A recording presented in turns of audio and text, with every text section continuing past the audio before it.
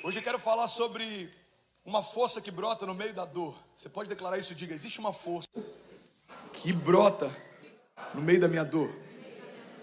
Eu quero, em nome de Jesus, começar essa palavra já declarando algo sobre vocês. Se você recebe, irmão, assim que eu liberar isso, diga amém. Irmão, a gente precisa entender que a vergonha de ontem vai se transformar no milagre de hoje. Você recebe isso? Aquilo que era nossa vergonha em Deus se torna dupla honra. Então uma vergonha familiar pode transformar você num canal de cura para famílias. Uma vergonha financeira, uma quebra, uma falência pode transformar você num canal de vida para ministrar sobre provisão. Tudo aquilo que o inferno tenta parar você, é justamente nesse mesmo lugar que Deus vai usar você, vai superabundar você. Por quê? Porque a glória de Deus está em confundir aquilo que o inferno acha que pode fazer. O inferno acha que parou Jesus na cruz. O que eles não sabiam que ali era o início da redenção. O inferno achou que tinha parado Paulo e Silas numa prisão. O que eles não sabiam é que a adoração deles quebrava cadeias. O inferno achou que talvez um gigante pararia Davi. O que não sabia é que aquele era o passaporte para entrar no reino. O inferno achou que o mar pararia o povo, que eles não sabiam que Deus abre o mar para o povo passar e fecha depois que ele passa. Irmão, o que eu quero liberar sobre você é que em todo o processo da nossa jornada de fé vai existir dor, mas existe uma força que brota dessa dor. Você está comigo? Diga amém. Salmos 18, 28 diz: Tu, Senhor, mantens acesa a minha lâmpada. O meu Deus transforma em luz as minhas trevas. O que a palavra está dizendo é que Deus não desiste de você, mesmo que você já tenha desistido. Tem uma passagem que eu amo, a Bíblia diz que Ele não apaga o pavio que fumega. E todo mundo aqui que já soprou velhinha no aniversário sabe muito bem o que isso significa. Sabe aquela vela que você sopra 10 vezes e ela, do nada, ela parece uma fênix, ela ressurge? Deus está falando que a gente é assim, para Ele. Por mais que a gente possa estar fumegando, Ele não vai apagar em definitivo, porque o fogo queimará sobre o altar e ele não se apagará. Então Deus está dizendo: eu não desisto de você, eu mantenho acesa a sua lâmpada, eu transformo em luz as suas trevas. Você está comigo? Diga amém. Então eu quero começar a mensagem de hoje estabelecendo um princípio fundamental, que se a gente não entender isso, a gente não vai entender muita coisa na jornada. O princípio fundamental da tua existência é que você foi criado para gerar algo eterno. Você foi criado para criar algo eterno. E é por isso que, se você gastar toda a sua vida com coisas que só terminam em você, você pode ter sucesso segundo os critérios dos homens, mas você vai se sentir vazio dentro de si. Por que tem gente que alcança o sucesso profissional e ainda assim se sente vazio? Porque não existe nada pior do que um sucesso completamente vazio de propósito. Então a gente tem que entender que, se a minha natureza é criada para a eternidade, a única coisa que preenche ela são frutos que eles vão ser gerados para a eternidade. Você foi gerado para a eternidade. O que limitou a tua história quando o pecado entrou no meio dela? A Bíblia diz que quando nós fomos gerados, a morte e o tempo não eram limitadores. Quando a gente foi gerado, irmão, no Gênesis, não existia relógio, nem preocupação com a hora. A única coisa que o homem sabia é que, ao cair do sol, Deus ia aparecer lá para conversar com ele. Então, quando o pecado entra na história, o tempo e a morte entram também. Por que a gente sente dor com a perda de alguém? Porque nós não fomos gerados por Deus para perder ninguém. É antinatural se desconectar de alguém que na sua gênese foi gerado para ser eterno como Ele é. Deus nos fez imagem e semelhança dEle. Então Deus, que é eterno, fez você para a eternidade. Você está comigo? Diga amém. Amém. Se eu estiver indo muito rápido, por favor, alguém sinaliza aqui. Um Deus que é eterno gerou você para a eternidade. Então nada que não seja eterno vai preencher o teu vazio existencial. O que preenche o meu vazio? É entender que, a despeito daquilo que eu estou construindo para mim, existe algo que eu estou construindo para Ele. É saber que no final do dia o coração de Deus está alegre com a minha entrega. Hoje está sendo um desafio para mim pregar. Eu estou com falta de ar, eu estou me sentindo cansado. Eu falei para Deus: Deus, eu estou te oferecendo como se fosse a minha última ministração. E se for, recebe a minha oferta. Porque a nossa oferta tem que ser como um incenso, um perfume agradável. A gente está dizendo: Deus, eu estou entregando tudo que você me deu, porque eu só sou um mordomo. Tudo que eu tenho, você me deu, mas não é meu. Então eu administro e usufruo, mas não é meu, volta para Ele. O dom que você me deu, a unção que você me deu, a graça que você me deu, as portas que você abriu, as conexões, toda a liberalidade do céu para gerar em nós algo, deve ser apontado para Ele. Você está comigo? Diga amém. Você deve conhecer centenas de pessoas que tiveram sucesso aos olhos dos homens, mas ainda assim são vazios de Deus. Porque não tem nada pior do que um sucesso sem propósito. Então, primeira base fundamental da mensagem hoje: você foi criado para fazer algo eterno. Você pode declarar isso? Diga: eu fui criado para fazer algo eterno. Quando eu entendo isso, irmão, é o primeiro pressuposto da mensagem de hoje. Quando eu entendo isso, eu entendo que o meu problema não é sentir dor no meio da jornada. O meu problema é gastar a única vida que eu tenho para não construir nada que vai falar comigo na eternidade. Os frutos que eu gero, galardão, olha o que a Bíblia fala. Existe uma diferença muito grande entre salvação e galardão. A diferença é que salvação é para todo aquele que nele crê, mas galardão é para aquele que constrói algo com ele. Então muitos de nós aqui seremos salvos, mas nem todos galardoados. Por quê? Porque o galardão é uma premiação para aqueles que construíram algo com Deus durante a sua história. Tem uma frase do Bill Johnson que eu amo, ele diz que se você fizer história com Deus, Deus fará história através de você. Davi falou: pai, vamos lá, irmão, me ajuda a pregar, eu quero pregar essa manhã. Davi falou: pai, eu não vou descansar, nem minhas pálpebras se fecharão até que a presença volte para a cidade santa. Davi está falando: eu vou fazer história com você. Aí Deus fala para ele: e eu vou fazer história com você. Nunca houve, nunca haverá em Israel um reinado como o seu. E olha que coisa louca, eu estive lá 2 anos atrás, e você sabe qual que é a bandeira de Israel até hoje? Existe uma estrela que a gente chama de estrela de Davi, porque a bandeira que simbolizava o reinado dele naquela época ainda é a bandeira que sinaliza o reinado dele até hoje. Deus fez uma promessa para ele: Davi, porque você está predisposto a fazer história comigo, eu vou fazer história a partir de você.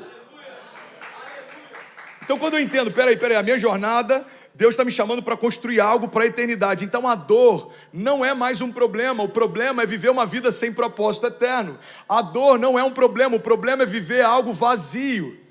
A dor não é um problema, ela faz parte do processo. Irmão, a dor, a gente tem um doutor aqui, eu quase usei um termo bem rebruscado. Eu falo: a dor, ela é salutar. Alguém fala: uau, nunca ouvi isso. Nem sei por que brotou dentro de mim. Eu acho que você está me inspirando, Gui, a melhorar um pouco minha oratória. A dor, ela é saudável em vários momentos. A dor é o que faz com que você, se colocar a mão em algo que te queima, possa tirar logo em seguida. A dor é o que faz com que você tenha um pouco mais de bom senso em relação a não se expor a alguns riscos. Alguns homens fazem parte da exceção disso. Não sei se você já viu aqueles memes que dizem: é por isso que os homens morrem mais cedo. Você já viu algumas coisas, tipo pular de bicicleta de um telhado, ou tentar se jogar de jet ski numa piscina, mas tirando essas exceções, a dor é o que faz a gente evitar se expor a alguns riscos. Então a dor, ela é saudável se você souber usá-la como um servo seu. O problema é se a dor se tornar o seu senhor. A dor é um ótimo servo, mas ela é um péssimo mestre. Porque se a dor é quem começa a me liderar, eu só vou fazer aquilo que não dói. E aí eu não acesso a maturidade, porque eu preferi ficar numa zona de conforto. Vai doer o processo? Vai, então eu não quero. Vai doer o processo? Não, então eu não quero. O problema é que quando eu aborto o processo, eu aborto o milagre. Quando eu aborto o processo, eu aborto a promessa. Você quer medir o nível de maturidade de alguém? Avalie a quantidade de horas que essa pessoa faz o que não gostaria de fazer. Por que o casamento gera maturidade? Por que tem muitos meninos se casando e se separando com meses? Porque acharam que o casamento seria: eu faço o que eu quero e você faz o que você quer e isso vai dar certo. Não vai. O casamento é quando morre o eu e começa o nós. Então você precisa abrir mão de algumas vontades para fazer algo junto com o parceiro. É isso que separa meninos de homens no casamento, e é isso que separa meninos de homens no ministério. Você quer um exemplo claro? Jesus, irmão. Jesus chega a um ponto que ele fala: Pai, ele veio para a cruz, ele sabia da cruz, ele se preparou para a cruz. A cruz foi anunciada, não foi uma surpresa, ele sabia. Mas quando chega próximo da separação entre ele e Deus, ele fala: Pai, se possível for, afasta de mim esse cálice. Mas todavia, e é essa continuação que não pode faltar na nossa entrega, mas todavia, seja feita a sua vontade, não a minha. Jesus ele teve que lidar com a dor para que a gente pudesse conhecer a redenção. Então entenda isso, a dor é um ótimo servo, ela serve você para que você seja cauteloso, mas ela é um péssimo mestre, porque ela vai definir quais são os seus limites e até onde você pode ir. Vamos ser sinceros, irmão, olha para mim, quantas coisas você teria deixado de viver se você tivesse parado quando algo começou a doer. Entre os halterofilistas tem um termo, no pain, no gain. Sem dor, sem ganho. Quem é pai aqui sabe muito bem do que eu vou falar agora. Os nossos filhos, quando estão crescendo, eles começam a enfrentar algo que a gente chama de dores de crescimento, growth pains. Eles começam a sentir dores, cãibras, a perna está alongando. A Cecília parece que cada dia que ela acorda tem 10 centímetros a mais, é algo sobrenatural. Só que o crescimento gera dor. Mas o que a gente aprende acompanhando o crescimento dos nossos filhos é que é muito melhor a dor do crescimento do que a dor da atrofia. Irmão, eu prefiro doer, sentir dor porque estou crescendo, do que sentir dor porque parei de crescer. Você está comigo? E aí, tudo bem? Você acabou agora de assistir um vídeo. E se você ainda não está inscrito, já se inscreve também no nosso canal, ativa esse sininho aqui embaixo de notificação e toda vez que eu fizer uma live ou estiver transmitindo uma mensagem ao vivo, você vai ser um dos primeiros a saber. Mas eu deixei mais 2 indicações aqui que eu espero que façam muito sentido para você. Então já aproveita e clica para assistir a próxima mensagem, beleza? Seja bem-vindo ao time de incendiários e eu espero de verdade que essas mensagens mudem a sua vida como elas têm mudado a minha também. Até a próxima. Valeu! Já ouviu aquele ditado, o mar calmo não faz bom marinheiro? E a verdade é que é assim que a vida funciona. O Davi que leva lanche para os irmãos é diferente do Davi que governa de uma forma que nunca houve e nunca haverá sobre Israel, é o que diz a palavra. O símbolo que está na bandeira de Israel até hoje é o símbolo do governo e do reinado de Davi. Mas ele enfrentou perseguições, deserto. Ele foi perseguido por quem ele mais amou. O maior milagre e a maior ação de Davi não foi matar um gigante, porque ele era ainda menino quando fez isso. O que Davi fez de mais extraordinário foi não matar Saul quando poderia ter feito. Ele corta uma parte da sua capa e depois fala: Saul, você está me perseguindo, mas eu poderia ter acabado com você. Sabe por que eu não fiz? Porque eu não vou tocar em alguém que foi ungido por Deus. Então a gente vê um rei que assume o trono com glória e governa com autoridade, mas ele já foi um menino um dia que Deus permitiu que passasse por circunstâncias para que se tornasse um homem de Deus, para então receber a promessa de Deus. A gente precisa de caráter para sustentar a unção que Deus quer derramar. A gente precisa de processos para não se perder quando a promessa se cumprir, irmão. Deus vai lapidando a gente através de processos, e os milagres são essas patentes em Deus. Você viu alguém que voltou de um leito de morte, essa pessoa ela tem uma autoridade para ministrar a vida que é diferente de quem nunca esteve lá. Alguém que já faliu e foi restaurado tem uma autoridade para falar sobre provisão diferente de quem nunca quebrou ou nunca começou.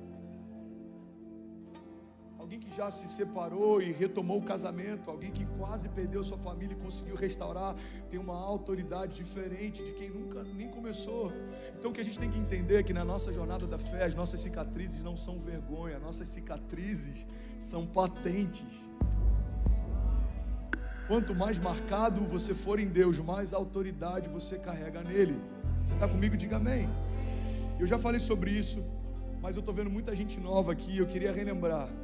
A gente quer viver milagres, e quando a gente ouve uma mensagem como essa de romper em fé, muitas vezes a gente se anima e acha que a jornada vai ser mais leve, mas se você quer viver milagres, você vai precisar viver problemas, porque todo milagre é uma resposta de Deus a um problema da terra. Todo milagre nasceu de um problema. O milagre do paralítico só existe porque ele não andava. O milagre do fluxo de sangue só existe porque ela sangrava. O milagre da ressurreição de Lázaro só existe porque ele morreu. O reinado de Davi só existe por causa dos exércitos da perseguição. A paternidade na fé de Abraão só existe por causa do que ele abriu mão. O apostolado de Pedro só existe porque ele foi marcado. E depois do batismo com o Espírito Santo, Pedro, que fugiu de Jesus enquanto ele era crucificado, agora anda na rua da cidade e a sombra dele cura pessoas nas calçadas. Irmão, os processos de Deus são para nos levar a lugares mais altos em Deus. Você está comigo? Diga amém. Isso não é positivismo, isso é coerência. Qual é o sentido de um Deus que se move em glória, mas que não leva o seu povo a viver coisas sobrenaturais? Irmão, uma igreja que desistiu de ansiar pelo sobrenatural, ela está em crise de identidade, é incoerente. Cremos num Deus de milagres e não desejarmos milagres diários. Deus pode fazer milagres essa semana, na sua vida, na sua casa, no seu casamento, na sua saúde. Você crê nisso? Eu acabei de voltar de uma cruzada de milagres, e sabe o que é interessante? Uns 10 dias antes da cruzada começar, faltava 1,8 milhão de reais, e eu estava pensando, Deus, como vai ser? Eu não sei como vai ser, eu sei que vai acontecer, você me deu uma palavra, eu sei o que eu vi. Isso era uma coisa que me sustentava em vários dias difíceis. Deus, eu sei o que eu vi, eu sei o que o Senhor me mostrou. Deus não é defraudador, irmão. Ele não vai te mostrar algo que não tem interesse de cumprir. Ele não vai gerar algo que você tem expectativa e depois Ele vai deixar você só na expectativa. Isso é o que homens fazem. Se Deus te mostrou algo, Ele está interessado em cumprir. Pastor, mas por que tem visões que Deus me deu que ainda não aconteceram? Duas coisas podem acontecer para você estar num momento como esse. A primeira é se talvez essa visão não foi Deus que te deu. E a segunda é se talvez Deus ainda está esperando você estar no lugar que Ele te pediu para estar, para Ele cumprir o que Ele disse que faria. Você está comigo? Deus não empurra ninguém à força para o seu destino profético. Ele me mostrou uma cruzada de milagres, mas eu poderia fingir que não entendia, ou não querer me expor tanto, ou passar.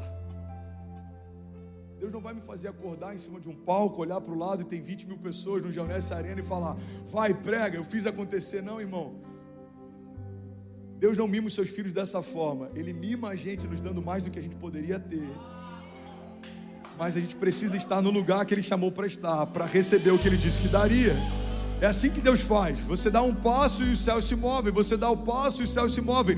Pastor, qual que é o milagre que tem nisso? Os céus estão se movendo por causa de um passo de um homem, irmão. O favor de Deus, a graça de Deus, os milagres de Deus não são necessariamente ausência de posicionamento. Eles são ausência de mérito. Eu não mereço o que eu vivo, mas eu me posicionei para viver. Essa é a jornada da fé, esse é o equilíbrio da graça. Essa graça que a gente ouve a respeito de um Deus fazendo tudo, irmão, tudo que Deus fez, na perspectiva da graça, está ligado à salvação. O que Ele fez, só Ele poderia fazer. Essa graça salvífica, Ele se entregou, Ele cumpriu, está consumado, nada mais precisa ser feito. Então, em relação à salvação, já está completo, mas ainda assim eu preciso crer pela fé. Salvos pela graça, mediante a fé. Eu preciso crer e não duvidar, eu preciso confessá-lo. E aqueles que o confessarem diante dos homens, Ele também os confessará diante de Deus. E a partir do momento que eu sou salvo, o que eu faço, André? Agora você vai viver milagres, porque deve ser muito triste você morrer e ser alguém que foi salvo em Jesus, mas por 30 anos não foi canal para salvar ninguém, não foi toque de Deus para ninguém, não foi boca de Deus para ninguém. Irmão, quando você é salvo, você se torna parte do corpo de Cristo, e esse corpo, ele não está parado ou omisso, ele não está adormecido. O corpo de Cristo está fazendo milagres ao redor da terra todos os dias. Então, se você quiser fazer parte disso, você vai ser a mão de Deus, a boca de Deus, a voz de Deus. Como ouvirão se não há quem pregue? Deus escolheu a loucura da pregação como instrumento de salvação. Deus escolheu homens comuns para fazerem parte do seu reino. Deus escolheu improváveis para governar em tempos de caos. E como isso acontece? Através da fé. Galeria dos heróis da fé, e eu estou finalizando. Hebreus 11, 29 diz: pela fé o povo atravessou o mar vermelho como em terra seca, mas quando os egípcios tentaram fazê-lo, eles morreram afogados. Pela fé caíram os muros de Jericó, depois de serem rodeados durante 7 dias. Pela fé, a prostituta Raabe, por ter acolhido os espiões, não foi morta como os que haviam sido desobedientes. Quem mais eu direi? Não tenho tempo para falar de Gideão, de Baraque, de Sansão, de Jefté, de Davi, Samuel e os profetas, os quais pela fé conquistaram reinos, praticaram a justiça, alcançaram o cumprimento de promessas, fecharam a boca de leões, apagaram o poder do fogo e escaparam do fio da espada. Da fraqueza tiraram força, colocaram em fuga os exércitos estrangeiros. Irmão, Deus não é um Deus de coisas difíceis. Declaro com autoridade, diga: Deus é o Deus do impossível. Mateus 18:18. Eu digo-lhes a verdade: tudo que vocês ligarem na terra terá sido ligado nos céus, e tudo que vocês desligarem na terra terá sido desligado nos céus. Também lhes digo que se 2 de vocês concordarem a respeito de qualquer coisa na terra, qualquer assunto sobre o qual pedirem, isso lhes será feito pelo meu Pai que está nos céus. Pastor, por que tem coisas que eu e a minha família concordamos e ainda não aconteceram?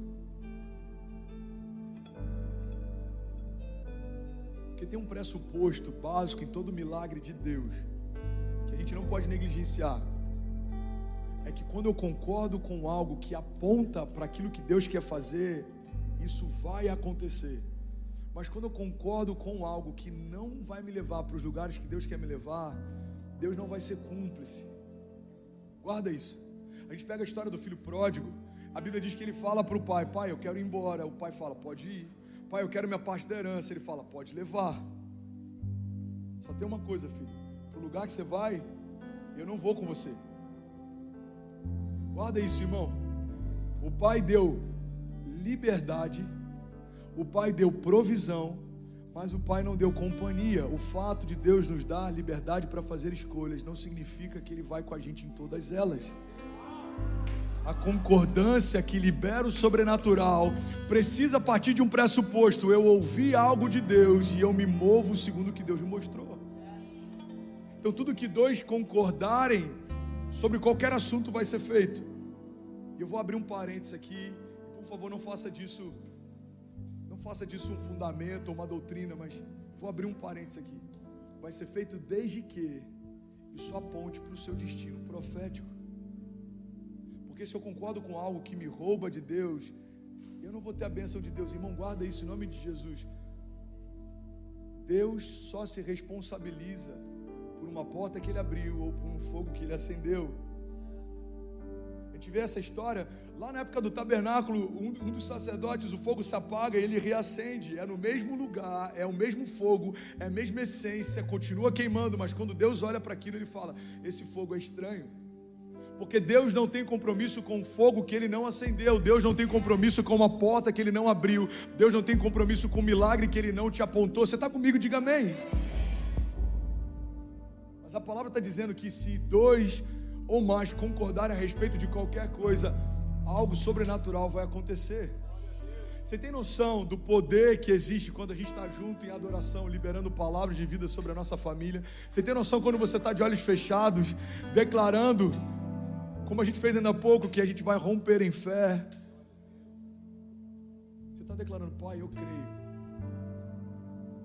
que ainda esse ano eu vou viver o sobrenatural. Eu creio que 2022 já é o melhor ano da minha vida. Eu creio que basta uma palavra sua e o sobrenatural vai se tornar natural. Eu creio que basta um toque seu e toda enfermidade precisa sair. Eu creio que há poder no teu nome para me libertar de tudo que me prendia. Eu creio que as cadeias não vão suportar o poder da sua glória. Eu creio que toda ideia do céu é mais poderosa do que qualquer ideia que eu posso ter. Eu creio, Pai, que a sua unção despedaça o jugo, liberta o cativo, cura o enfermo.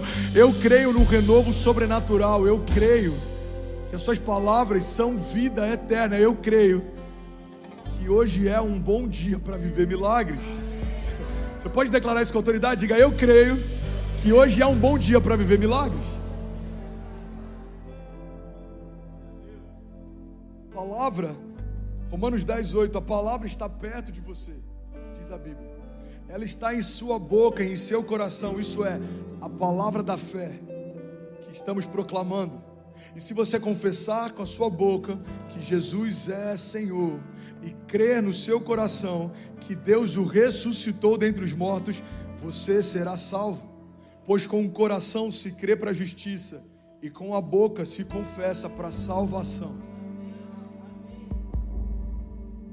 Até a salvação aguarda um pressuposto. Eu preciso crer e confessar. Irmão, olha para mim. A Bíblia diz que assim como o homem pensa na sua alma, assim ele é. A verdade é que a gente se torna aquilo que a gente está falando. Tem gente que fala de problemas a semana inteira, tem gente que fala de portas fechadas a semana inteira. Mas se eu creio que eu estou me tornando o que eu estou falando, eu preciso falar mais sobre milagres. Você está comigo? Eu preciso falar mais sobre milagres. Lembra que eu comentei ainda há pouco, e o louvor pode subir, porque eu vou finalizar agora. A gente fez uma cruzada e faltava 1,8 milhão de reais alguns dias antes. E eu falei, Deus, como vai acontecer? Da onde vai vir? E aí Deus falou comigo que me trouxe paz. Ele disse, filho, quando você vai fazer uma cruzada de milagres, a cruzada acontecer, fundamentalmente, já é o primeiro milagre. Cada cidade que você começar a orar, cada lugar que você chegar, esse lugar está recebendo a cruzada, já é o primeiro milagre. Você já começa cada culto com o primeiro milagre como testemunho vivo. Geonesse Arena tinha mais de 18 mil pessoas. A nossa contabilidade não é oficial, porque depois que passou das 18 mil, algumas pessoas ainda entraram. Tinha entre 5 e 6 mil pessoas do lado de fora que não puderam entrar. Centenas e centenas e centenas de pessoas curadas durante o período de oração. Alguém pode celebrar comigo? Milhares de novos começos. Quando a gente olhou aquilo, eu falei, cara, isso é um milagre. Antes da primeira cura acontecer, já haviam milagres acontecendo.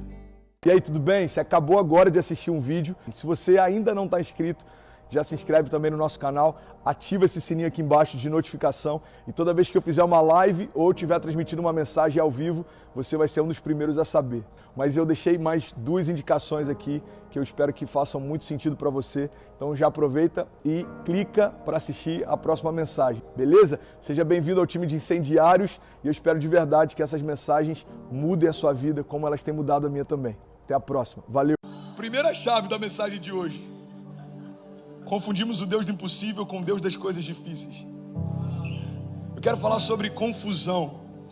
O inferno está mais interessado em confundir você do que em matar você. Porque se você é crente em Jesus e morreu, você está salvo. Se você está confuso, você pode no meio da jornada abrir mão da tua santidade, do teu propósito, da tua família, da tua alegria, da tua jornada. Se ele mata você quando você está salvo, ele perdeu mais um crente salvo. Mas se ele confunde você enquanto você está vivo, ele pode transformar a tua jornada no inferno. Irmão, olha para mim. Estamos na era da tecnologia, estamos na era da informação e nunca houve tanta confusão como no nosso tempo. Alguns estudiosos dizem que uma criança de 7 anos, alguns anos atrás, agora já mudou isso, uma criança de 7 anos já tinha mais conhecimento do que o imperador romano no auge do Império Romano. A gente tem acesso a qualquer informação, a qualquer tempo. Tem um cara pregando em Little Haiti, em Miami, tem gente na Bélgica, Bolívia, Angola, El Salvador, Eslovênia, Arábia Saudita recebendo essa palavra. Então estamos hiperconectados, temos muita informação, temos um excesso de comunicação, mas se nos falta revelação, não temos nada. E é por isso que a maior crise hoje é em relação à nossa identidade. Você nasce, o seu gênero, ele é palpável. Me desculpa aqui o que eu vou falar e com a liberdade que eu vou falar, mas o seu gênero é palpável. Você consegue tocá-lo e saber a diferença entre feminino e masculino. Alguém está entendendo isso? Ok? Ok. Ele é palpável. Se você entende que quer ter uma outra orientação sexual, a sua liberdade te dá acesso a isso. É a sua vida. Você faz o que você quiser. Mas não vem dizer para os nossos filhos, a partir de uma agenda de confusão, que eles não são binários. Eles têm um sexo, está bem definido, é palpável, é visível. Agora, se eles quiserem ter uma outra orientação sexual, é a liberdade deles, é o livre-arbítrio. A Bíblia e o Evangelho defendem isso. É por isso que a igreja perdeu acesso ao coração do mundo, porque a gente quer de impor aquilo que deve ser uma escolha. Irmão, se Deus quisesse a criação por imposição e não por escolha, Ele teria destruído o inferno e a serpente. Porque qual é o sentido de uma criação que me ama e só quer a mim se não tem nenhuma outra opção? Pega isso, irmão. Se a árvore do conhecimento do bem e do mal era mal para a criação, mas Ele deixou acessível, é porque Ele está deixando bem claro: eu respeito a sua liberdade, inclusive de não querer estar comigo. Agora, se aquela árvore fosse removida do jardim, tem alguma possibilidade do homem pecar? Não. A serpente exterminada, mais algum, demônio exterminado, 1/3 dos anjos dos céus exterminados, e agora? A criação não escolheu ao Criador, ela não teve escolha. O livre-arbítrio é o Criador da liberdade da criação escolher a Ele ou rejeitá-lo. É simples assim. E o gênero, idem.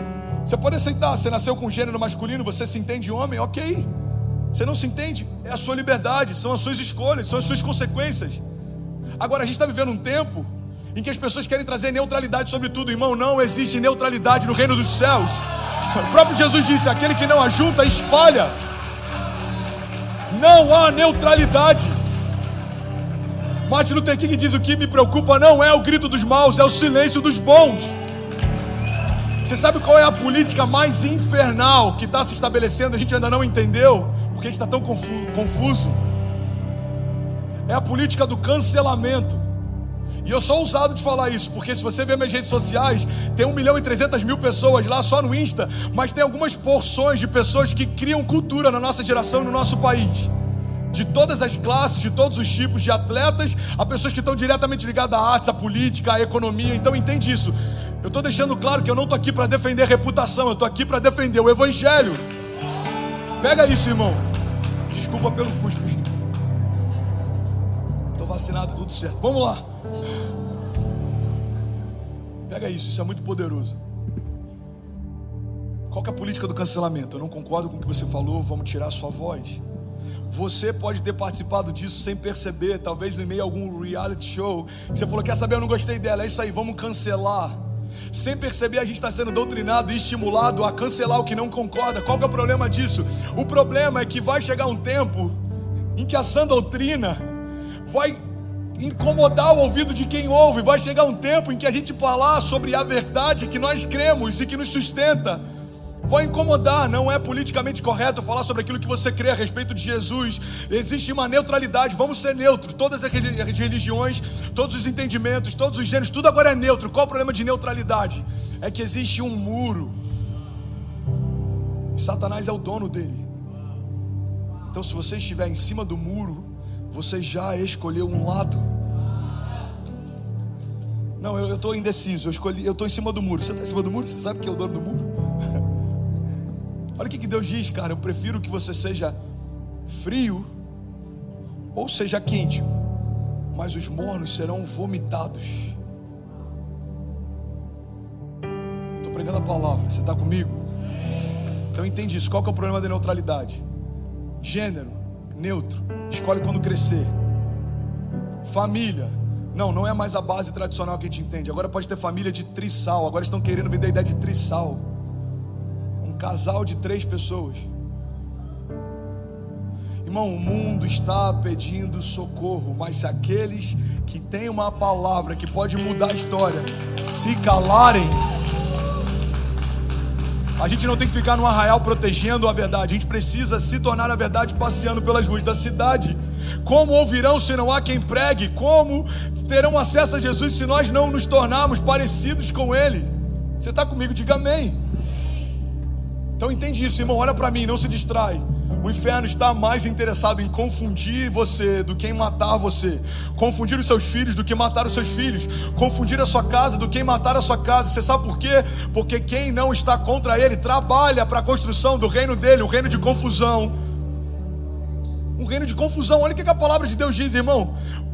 Nós fomos transportados do reino das trevas para o reino do Filho do seu amor. Se eu creio que a palavra é a verdade, eu entendo que eu estava lá, mas Deus me trouxe para um novo tempo, para um novo lugar, uma nova mentalidade. Romanos diz: transformai-vos, pois, pela renovação do vosso entendimento, para que possam experimentar qual é a boa, agradável e perfeita vontade de Deus. Em outro momento a Bíblia diz: não se amoldem ao padrão desse mundo. Você está comigo? A gente está confundindo algumas coisas, irmão. E eu vou terminar essa mensagem à noite, mas eu queria tanto poder passear com vocês sobre algumas áreas que a gente está confundindo. Eu vou falar bem rapidinho, sobre duas pelo menos. Alguém me dá 5 minutos para eu terminar essa mensagem? De verdade, levanta sua mão, deixa eu te ver. 5, 10, 15, 20, 30. Ok, vamos junto. Não se distrai, não se distrai, olha para cá. Confundimos o Deus do impossível com o Deus das coisas difíceis. O Deus das coisas difíceis é aquele Deus que a gente fala: cara, só tem 1% de chance, eu vou me agarrar em Deus e quem sabe vai acontecer. Cara, essa porta é difícil de eu conseguir entrar, esse milagre é difícil de acontecer. Irmão, Deus não é o Deus das coisas difíceis. As coisas difíceis a gente consegue viver por sorte. Pega isso. Era muito difícil conseguir esse trabalho. Cara, eu dei uma sorte, aconteceu. Agora, as coisas impossíveis a gente só vive por fé. Não tinha como acontecer. Deus tornou inevitável. O Deus que torna o impossível, vamos comigo, igreja. O Deus que torna o impossível algo inevitável não é o Deus das coisas difíceis, é o Deus das coisas impossíveis. Sabe quantos por cento existia de chance de Lázaro ressuscitar? Fala comigo: 0. Lázaro não estava entubado, Lázaro não estava mal, Lázaro não estava com febre, Lázaro não estava cansado, Lázaro estava morto e Jesus trouxe ele de volta da morte. Irmão, Jesus ouve que o seu amigo está doente. Sabe por que ele demora?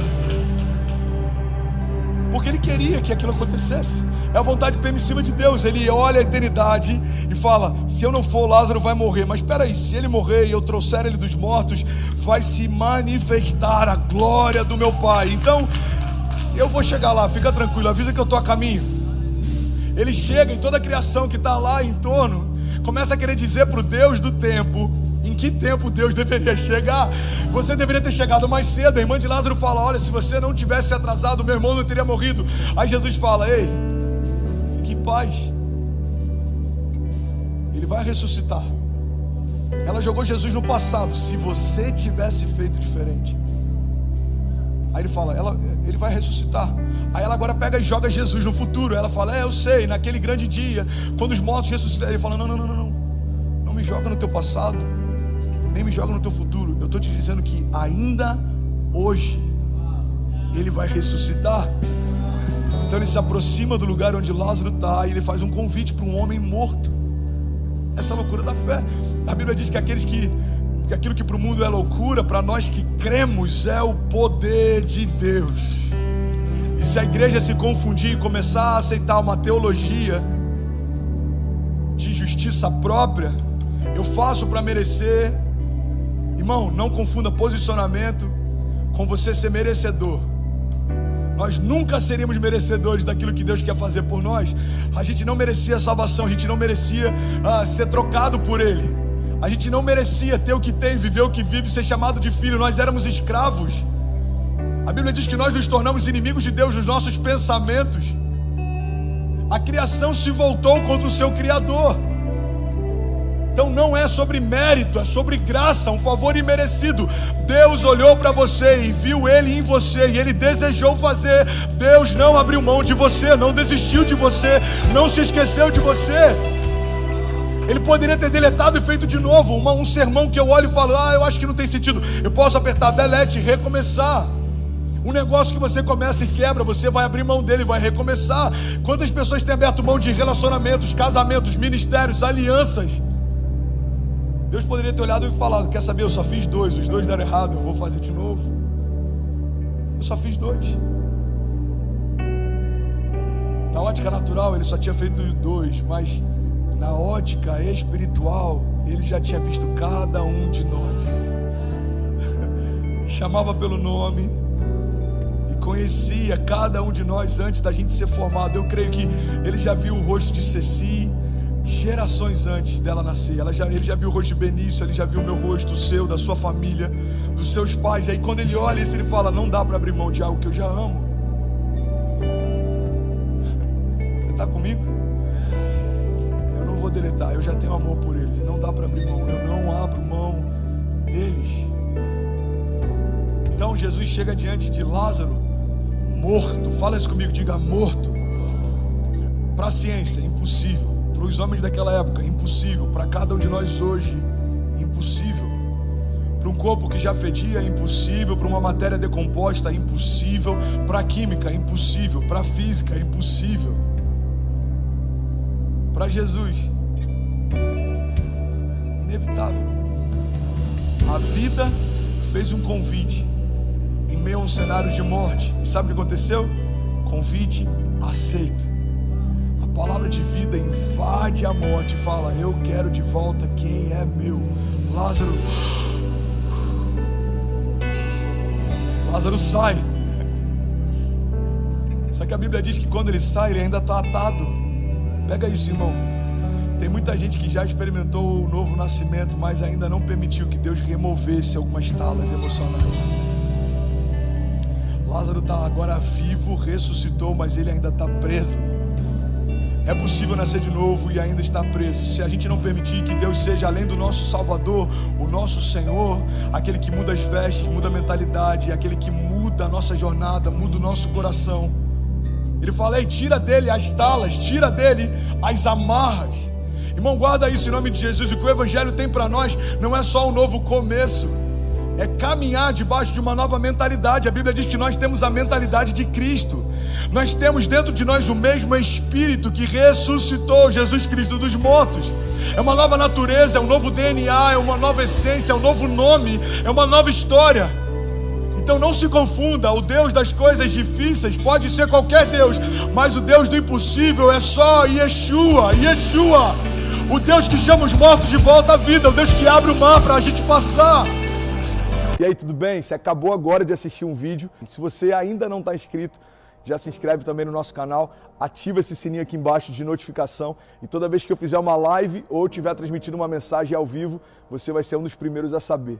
Mas eu deixei mais 2 indicações aqui que eu espero que façam muito sentido para você. Então já aproveita e clica para assistir a próxima mensagem, beleza? Seja bem-vindo ao time de incendiários e eu espero de verdade que essas mensagens mudem a sua vida como elas têm mudado a minha também. Até a próxima. Valeu!